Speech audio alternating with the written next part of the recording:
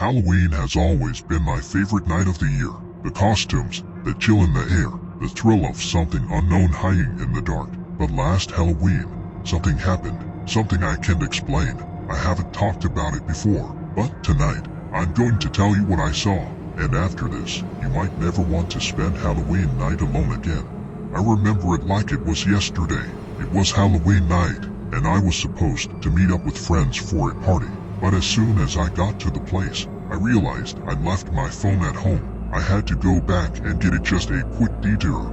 Now, my neighborhood isn't the creepiest place, but that night, it felt different, quiet, almost too quiet. Most of the houses were dark, no kids out trick-or-treating, just that eerie silence. I shrugged it off as I cut through a nearby alley, something I'd done 100 times before. But this time, as soon as I stepped into the alley, it felt like I'd stepped into another world. The air got colder, and there was this strange smell, like damp earth and something metallic. I tried to ignore it, but then I heard something, a soft, whispering sound. It was faint, almost like it was just behind me, just on the edge of hearing. I spun around, but there was no one there, just the shadows stretching long down the alley. I thought maybe it was just the wind, but as I started walking again, I heard it clearer this time, a voice whispering my name. My heart started pounding. I picked up my pace, trying to tell myself it was just my imagination. Then, I saw something up ahead, a shadowy figure, standing at the end of the alley, barely visible in the dim streetlight. It was tall and thin, almost skeletal, and the way it stood, it was as if it was waiting for me. I frowned, too terrified to move, but as I stared, the figure just faded, like smoke, disappearing into the shadows. My whole body was shaking, but I kept telling myself it was just a trick of the light, that my mind was playing games with me. I started walking faster, desperate to get out of that alley, and that's when it happened. I felt something brush against my shoulder, cold, like eyes. I turned around, and there was no one there, but I couldn't shake the feeling that someone was watching me, like eyes boring into the back of my head. I started running, heart racing, footsteps echoing down the empty alley. Finally, I made it home. I was safe, or so I thought, but that feeling didn't go away, that awful, creeping sensation that someone, or something, was still watching me. I tried to shake it off, telling myself that it was just Halloween night, that I'd freaked myself out, but then, just as I was about to head back out, I saw something in my reflection.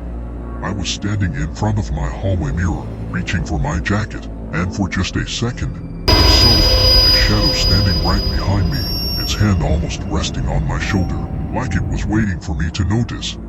I spun around, but there was nothing there, just the empty hallway, silent and still. I thought I was losing it, maybe just tired or imagining things, but that wasn't the end. Later that night, after I finally got to the party, I tried to relax, tried to convince myself it was just a trick of the mind.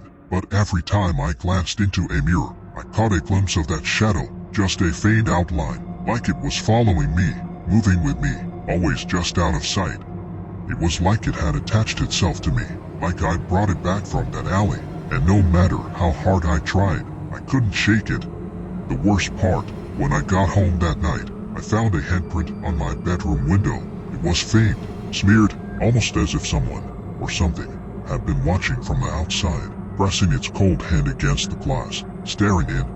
I didn't sleep that night. Every creak, every shadow seemed alive, like something was lurking just out of sight. The handprint faded after a few days, but the feeling didn't. Sometimes, even now, I still feel it, a presence, lurking in the corner of my eye, just waiting.